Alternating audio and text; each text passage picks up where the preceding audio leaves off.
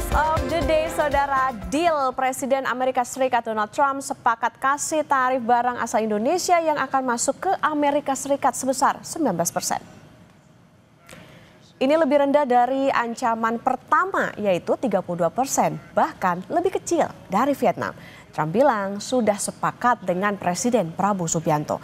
Sebagai gantinya ada kesepakatan yang menguntungkan AS. Trump akan mendapat akses penuh ke Indonesia yang sebelumnya tidak pernah tercapai. Barang asal Amerika Serikat yang masuk ke Indonesia tidak dikenakan tarif impor alias 0%. So we made a deal with Indonesia. I spoke to their really great president, very popular, very strong, smart. And we made the deal. We have full access to Indonesia, everything. As you know, Indonesia is very strong on copper, but we have full access to everything. We will pay no tariffs. So they are giving us access into Indonesia, which we never had. That's probably the biggest part of the deal. And the other part is they are going to pay 19%, and we are going to pay nothing. I think it's a good deal for both parties. But we will have full access into Indonesia. And we have a couple of those deals that are going to be announced. India basically is working along that same line. We're going to have access into India. And you have to understand, we had no access into any of these countries. Our people couldn't go in. And now we're getting access because of what we're doing with the tariffs. Menko Perekonomian Erlangga Hartarto bilang pertemuannya dengan delegasi Amerika Serikat terakhir hanya sekedar melengkapi dokumen. Indonesia sepakat akan membeli komoditas dari Donald Trump. Kemarin melengkapi dokumen saja, karena yang kita tawarkan sudah melebihi daripada trade deficit. Bisa dijelaskan kembali Pak tawaran kita, Pak? Poin-poin penting tawaran kita. Nah, tawaran kita kan pertama tentu istilah Presiden pakpok. Jadi kita defisit 19 billion, kita beli barang dari dia 34 billion. Dagang, energi kita beli 15 billion, agriculture 4,5. Itu sebetulnya sudah selesai. Tapi kita ada investasi untuk blue ammonia oleh Indorama. Berikutnya, saudara, Ketua Dewan Penasehat Kadin sekaligus adik Presiden Prabowo Subianto yaitu Hashim Joyo Hadikusumo bilang Indonesia tidak pernah bersikap konfrontatif terhadap tekanan asing. Pak Prabowo sifatnya bukan konfrontatif. Ya. Pak Prabowo selalu cari solusi untuk kesepakatan. Ya. So masing-masing harus kompromi. Ya, Pak Prabowo orangnya yang bersedia kompromi. Jangan kompromi. Saya kira sikap kompromi win-win. Kalau sudah ada kesepakatan, dua-duanya senang, dua-duanya pun. Jangan ada kesepakatan di mana satu puas, yang satu dendam. Ya harus merangkul. Lantas apa dampaknya bagi Indonesia dan apa interpretasi atas pernyataan Trump bagi Indonesia? Kompas Bisnis akan tanya ke Kepala Ekonom BCA David Sumual. Selamat pagi Pak David. Selamat pagi Mbak Okta.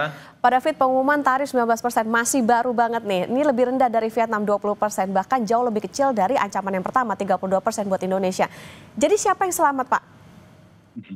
Ya ini good news sebenarnya ya, karena kan kita tadinya 32% Mbak Okta ya. Ini kan berarti dikurangi 13%. Dan di emerging market mungkin kita yang terendah sekarang salah satu ya. Kalau kita lihat Filipina juga rendah 25, Malaysia 25, Vietnam 20%, ya kita bisa lebih rendah, dapat 20%. Dan ini memang kerja-kerja yang kita lakukan itu lumayan efektif ya, kita sampai melakukan juga high level meeting ya dengan Presiden Trump langsung, Pak Prabowo, ini juga kita apresiasi. Dan juga mungkin ada deal-deal lain dan juga negosiasi lain ya dari pebisnis-pebisnis kita. Sehingga juga akhirnya kita masih ada akses ke pasar Amerika Serikat dengan tarif yang relatif lebih murah lah dibandingkan dengan negara-negara lain. Dan terutama yang kita khawatir ini kan yang terkait dengan yang labor intensif ya. Yang seperti saya katakan beberapa waktu lalu. Kita khawatir kalau yang labor intensif ini tarifnya lebih mahal dari negara-negara pesaing ya. Kalau tarif lebih mahal tentunya produk kita sulit bersaing di Amerika Serikat dan ini tentu akan mengganggu daya beli pekerja kita juga yang bekerja di sektor-sektor yang labor intensif tersebut, Mbak Okta. Oke, ini bisa jadi dikatakan sebagai good news. Tapi Pak, ini kalau kita melihat kan kalau dari Amerika Serikat ke sini itu 0%. Ini gimana nih Pak? Ya, sebenarnya negara-negara lain akan ditekan Amerika Serikat ke arah 0% semuanya sebenarnya. Dan seperti Vietnam kan sebenarnya juga produk-produk Amerika Serikat itu 0% ya, dealnya dengan Vietnam misalnya. Dan tentu ini menjadi persoalan misalnya buat negara-negara yang sudah invest ke Indonesia misalnya. Banyak produk ya dari negara Tiongkok, misalnya dari Korea, produk-produk elektronik ya. Ini tentu akan mendapatkan persaingan keras dari produk-produk Amerika yang bisa masuk langsung ke Indonesia tentunya. Dan ini tentunya kita akan melihat ya apakah nanti negara-negara lain yang invest ke Indonesia produk-produknya bisa bersaing dengan produk-produk Amerika Serikat.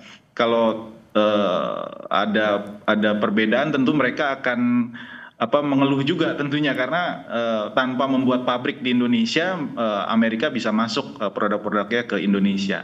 Nah, ini yang kita harus pikirkan juga mungkin ke depan bagaimana menarik investor Amerika juga pada akhirnya bisa invest juga ke Indonesia karena kan sudah dikasih tarif 0 ya sebenarnya dan full akses ke market Indonesia. Oke, jangan cuma. Kalau dari sisi surplus perdagangannya sebenarnya ini hanya trade diversion aja. Jadi tadinya kita import dari migas misalnya atau pesawat atau gandum misalnya dari negara-negara lain. Nah, ini sekarang kita alihkan ke Amerika Serikat. Jadi dari sisi neraca dagang sebenarnya tidak berubah, tapi yang kita inginkan sebenarnya lebih banyak lagi produk kita yang masuk ke pasar Amerika karena tarif kita bisa lebih rendah dari negara-negara yang lain, Mbak Okta. Oke, itu jadi catatan juga nih bagi pemerintah untuk memikirkan jangan sampai mereka cuma kirim barang aja tapi juga bisa menarik investasi langsung di dalam negeri. Betul. Pak David, kita sedikit mundur ke pertanyaan basic. Jadi sebenarnya tarif baru ini naik dari tarif yang sudah berlaku yaitu Generalized System of Preference alias GSP kan dari 0 ke 19% itu? Ya dulu memang banyak negara-negara emerging, negara berkembang yang mendapatkan fasilitas GSP. Generalized System Preference. Ini semacam fasilitas untuk masuk ke pasar Amerika dengan tarif rendah atau bahkan zero ya. Tapi ini sebenarnya sudah banyak perubahan dan banyak negara yang sudah tidak dapat akses itu lagi. Contohnya Indonesia sebenarnya sejak akhir 2020 itu kita sudah berakhir fasilitas GSP-nya dan ini sekarang sebenarnya dalam masa perundingan ya dalam 2-3 tahun terakhir ini dan kita belum mencapai kesepakatan karena belum disetujui oleh parlemennya dari Kongresnya Amerika Serikat ya. Jadi dari DPR-nya Amerika Serikat belum disetujui sampai sekarang. Nah, ini keburu Trump menerapkan tarif ya ke banyak negara. Jadi sebenarnya GSP itu sekarang notabene sebenarnya sudah tidak berlaku karena semua negara juga sudah diberikan tarif ya oleh Trump ya saat ini ya. Oke, Pak David, kalau kita kembali ke yang awal tadi, kalau misalnya barang-barang kita bisa dikatakan karena tadi tarifnya lebih rendah dibandingkan dengan negara-negara pesaingnya lagi dan bisa lebih bersaing gitu di Amerika Serikat. Nah, apa kabar surplus dagang kita nanti, Pak?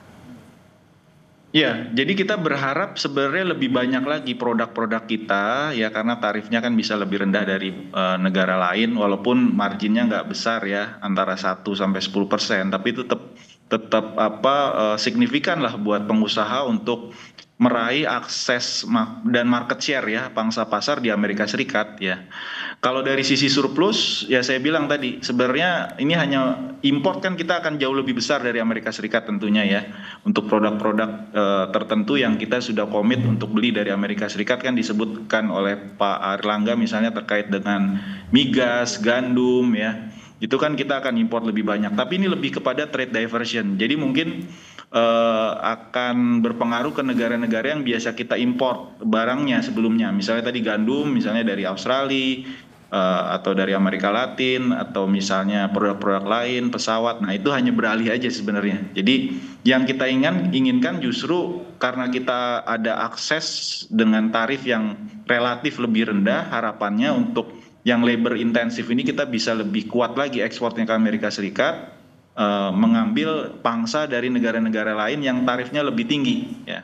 Itu yang kita harapkan. Sambilan juga produk-produk lain nih, diversifikasi produk-produk ekspor kita yang bisa lebih banyak lagi selain yang sudah tradisional seperti perikanan, furniture, tekstil dan alas kaki ini yang tradisional yang memang labor intensif. Kita juga perlu memikirkan produk-produk lain, Mbak Okta.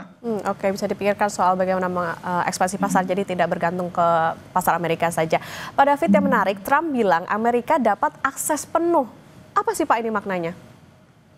Ya ini retorika aja sebenarnya. Retorika dari Trump ya, ini biasa kan kita lihat dari surat-suratnya, dari pernyataannya, emang gaya berbicaranya seperti itu. Jadi sebenarnya ya artinya ya produk-produk Amerika Serikat sekarang bersaing dengan produk-produk dari negara lain. Tapi negara lain harusnya bisa mendapatkan juga keuntungan karena mereka sudah berinvestasi juga di Indonesia kan, produk-produknya harusnya harganya juga bisa bersaing dengan produk-produk Amerika Serikat walaupun diberikan tarif 0% kan ya. Jadi tetap saja mereka harus bersaing dengan produk-produk lain, dan sambilan juga sebenarnya yang kita pinginkan sebenarnya dari Amerika itu juga sebenarnya investasi ya. Kita berharap ada investasi juga karena mereka juga kan sudah dapat akses pasar ya ke Indonesia. Oke, jangan cuma soal tarif aja ya Pak ya, tapi harus bisa investasi juga dong di Indonesia. Oke, Pak David, Trump juga bilang Indonesia ini sangat kuat dalam urusan tembaga. Meskipun kita bisa dikatakan bukan pemasok utama ya Pak, mungkin bisa kalah gitu dengan Chili maupun juga Kanada. Nah, tapi kita juga punya Freeport. Apa maknanya Pak? Ya ini sebenarnya kita ya salah satu produsen terbesar tembaga ya, selain Chili, Peru ya. Tapi memang kita kan berharap ke arah downstreamingnya. Jadi berharap dari Amerika itu juga masuk ke hilir ya. Jadi bukan hanya di hulunya. Nah ini sebenarnya kan dari pemerintahan sebelumnya Presiden Joko Widodo dilanjutkan oleh Presiden Prabowo ingin juga melakukan hilirisasi kan terhadap 28 komoditas kita ya, termasuk tembaga ini. Jadi kita berharap nanti turunan-turunan tembaga ini kan produk akhirnya banyak sekali ya. Mulai dari elektronik, kabel, dan seterusnya ini juga bisa invest di Indonesia juga, bukan hanya dari sisi bahan mentahnya tembaga saja ya. Jadi kita juga berharap juga produk-produk mineral yang lain ini banyak yang belum tereksplor sebenarnya di Indonesia ini. Yang saya tahu banyak cadangan rare earth kita juga yang belum tereksplor di Sumatera, di pulau-pulau lain ini juga bisa ada investor yang masuk juga, karena ini biaya investasi besar sekali ya, yang membutuhkan investasi yang signifikan dari negara-negara yang punya modal besar ya, termasuk dari Amerika Serikat. Oke, ini juga perlu diperhatikan bagi pemerintah. Jadi PR tidak hanya berhenti soal bagaimana deal tarifnya bisa lebih rendah, tapi juga tadi bagaimana memperluas pasar, tidak hanya bergantung ke Amerika Serikat saja, tapi juga tadi penguatan dari sisi ekspor kita ke Amerika maupun juga ke di komoditas lain juga. Terima kasih Kepala Ekonom BCA Pak David Sumual sudah bersama di Kompas Bisnis. Ya, terima kasih Mbak Okta.